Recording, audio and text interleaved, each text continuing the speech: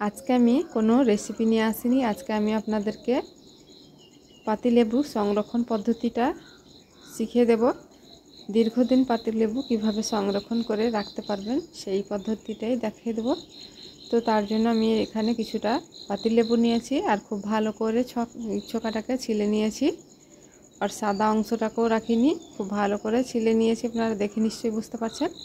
আর এই পাত্রে আমি লেবুটাকে সংরক্ষণ করে রাখবো। আপনারা চাইলে কাচের বয়াম কিংবা প্লাস্টিকের এরকম জার যে কোনো কিছুতেই কিন্তু সংরক্ষণ করতে পারবেন। আমি এখানে হাফ বাটি লবণ দিয়েছি আর দিয়ে দিচ্ছি 1.5 বাটি জল দিয়ে এবার চুলোটাকে অন করে দিচ্ছি। দিয়ে অনবরত নেড়ে চেড়ে জলটাকে খুব ভালো করে ফুটিয়ে নেব। তো বন্ধুরা অবশ্যই এখানে খেয়াল রাখবেন, জলটা কিন্তু কলের জল নেওয়া যাবে না, একদম বিশুদ্ধ জলটা নিতে হবে। দিয়ে আবারও হাফ বাটি জল দিয়ে আমি খুব ভালো করে ফুটিয়ে নিচ্ছি।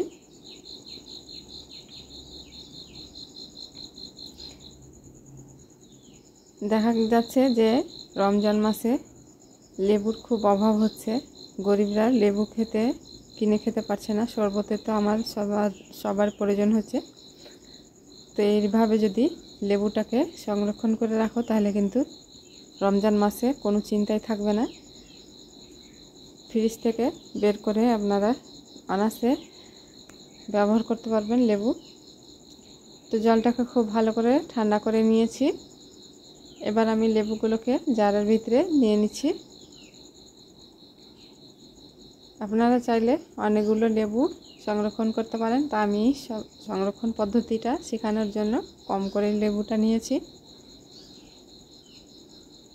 এবার আমি যে ফুটন্ত জলটাকে ঢেলে দেব এই পাত্রে।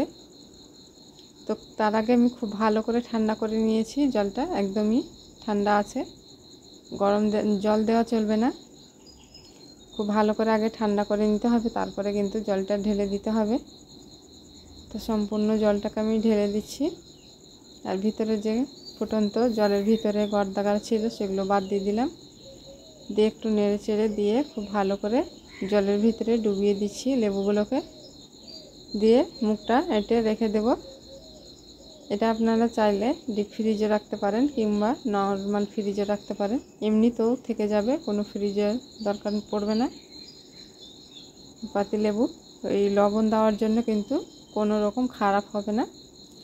তো বন্ধুরা আশা করছি ভিডিওটি ভালো লেগেছে। ভালো লাগলে অবশ্যই একটা লাইক দেবেন, আর আমার চ্যানেলে নতুন বন্ধু হয়ে থাকলে চ্যানেলটিকে সাবস্ক্রাইব করবেন। আল্লাহ হাফিজ।